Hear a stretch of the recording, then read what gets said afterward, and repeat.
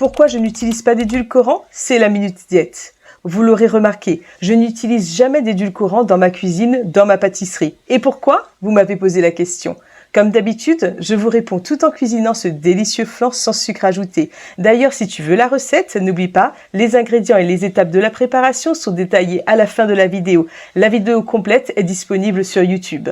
Revenons à notre sujet. Les édulcorants sont présents dans de nombreux produits de notre alimentation, notamment certains produits light, allégés, par exemple les yaourts, les compotes, les biscuits, mais aussi les chewing-gums.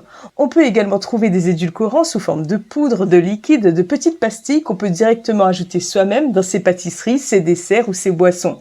Mais quel est leur intérêt? Ils procurent la même sensation gustative de sucré que le saccharose, qui est tout simplement le sucre de table, mais avec les calories en moins.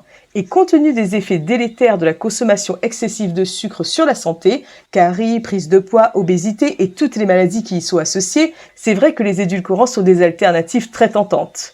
Les autorités de santé recommandent de limiter la consommation de sucre libre à 10% de la ration énergétique totale journalière et idéalement à moins de 5%.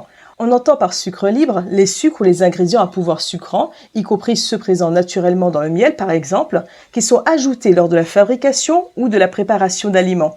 Et actuellement, selon l'ANSES, l'Agence nationale de sécurité sanitaire de l'alimentation, de l'environnement et du travail, 20 à 30% des adultes et adolescents présents sur le territoire français ont des apports en sucre supérieurs aux recommandations. Pour plus d'informations, tu trouveras un lien en description. Tu l'auras compris, on mange trop sucré.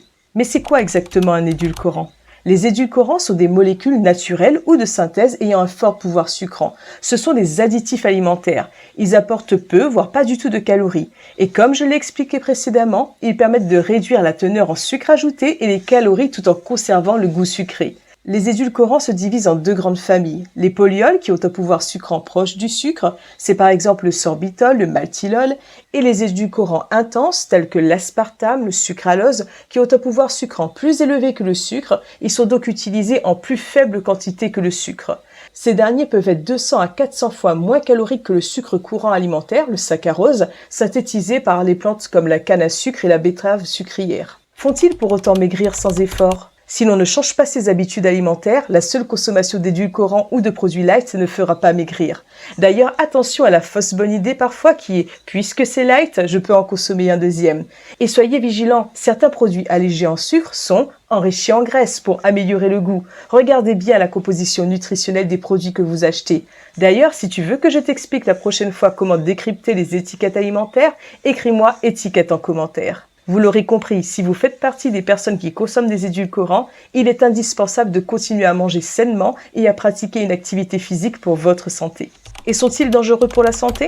Selon un rapport de l'OMS publié il y a 4 mois, les édulcorants artificiels peuvent avoir des effets indésirables potentiels liés à leur utilisation à long terme.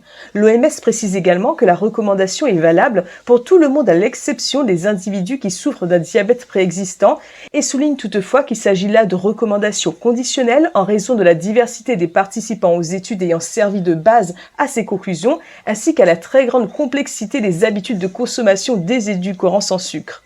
D'autre part, la présence d'édulcorants doit obligatoirement être indiquée dans la liste d'ingrédients. Pour garantir la sécurité des consommateurs, chaque édulcorant possède une dose journalière admissible, appelée DJA, c'est-à-dire la quantité qui peut être consommée quotidiennement pendant toute la vie sans présenter un risque pour la santé. Elle est exprimée en milligrammes de substance par kilogramme de poids corporel. Par exemple, pour l'aspartame, la DJA est à 40 mg par kilo. Pour la stevia, 4 mg par kilo. Les données sont disponibles sur le site de l'EFSA, la Haute Autorité Européenne de Sécurité des Aliments. Et alors, pourquoi ai-je fait le choix de ne pas utiliser d'édulcorants? Voici enfin la réponse à votre question. Tout simplement car je reste convaincue que la meilleure solution, la plus naturelle, est d'apprendre à réduire la douceur de son régime alimentaire, et ce dès le plus jeune âge. Au départ, je sucrais mes boissons et pâtisseries, et progressivement, j'ai diminué la quantité pour n'en mettre plus qu'une très faible quantité, voire plus du tout dans certaines préparations ou boissons. J'ai tout simplement appris à me déshabituer du goût sucré. Comme je vous l'ai dit, ça ne s'est pas fait d'un coup, mais progressivement. J'ai commencé par remplacer le sucre blanc par du sucre complet, du sucre de coco ou du sirop d'érable, qui sont bien plus intéressants nutritionnellement parlant. J'ai ensuite progressivement diminué les quantités et en parallèle, j'ai aussi beaucoup travaillé sur mon bien-être mental pour ne plus utiliser le sucre comme réconfort émotionnel ou comme doudou. Pour terminer, je me suis aussi libérée des croyances alimentaires qui disent « pour que ça soit bon, faut que ça soit bien sucré ». En réalité, quand vous vous déshabituez du sucre, vous apprenez à reconnaître et à savourer les autres ingrédients présents dans la préparation. Chacun suit son propre chemin et va à son rythme. Bien évidemment, si vous avez des envies compulsives de sucre et que les édulcorants vous ont aidé à mieux gérer cette situation, votre poids, que vous avez peur de craquer à nouveau si vous réutilisez du sucre, même complet ou de coco, écoutez votre corps, votre tête et faites ce qui est le mieux pour vous à cet instant. Et essayez peut-être progressivement, dans les semaines, les mois ou années à venir, si vous le souhaitez bien évidemment, de diminuer votre consommation de sucre et d'édulcorants pour redécouvrir le vrai goût des aliments et profiter de vrais plaisirs de temps à autre avec des sucrants d'une bonne qualité gustative et nutritionnelle. Passons maintenant à la recette. Pour réaliser mon flan aux pruneaux sans sucre ajouté, je commence par mettre 500 g de fromage blanc dans un bol. Je mets ensuite 60 g de fécule de maïs, c'est elle qui va permettre d'épaissir mon flan. Je mélange bien, j'ajoute 100 g de compote de pommes sans sucre ajouté et je mélange bien à nouveau. Je termine avec 200 g de pruneaux dénoyautés, c'est eux qui vont apporter le goût sucré au flan. Et oui, ici pas besoin de sucre, on utilise les sucres naturels du pruneau. Je coupe mes pruneaux en petits morceaux, puis je les mets dans une boîte hermétique ou un sac congélation.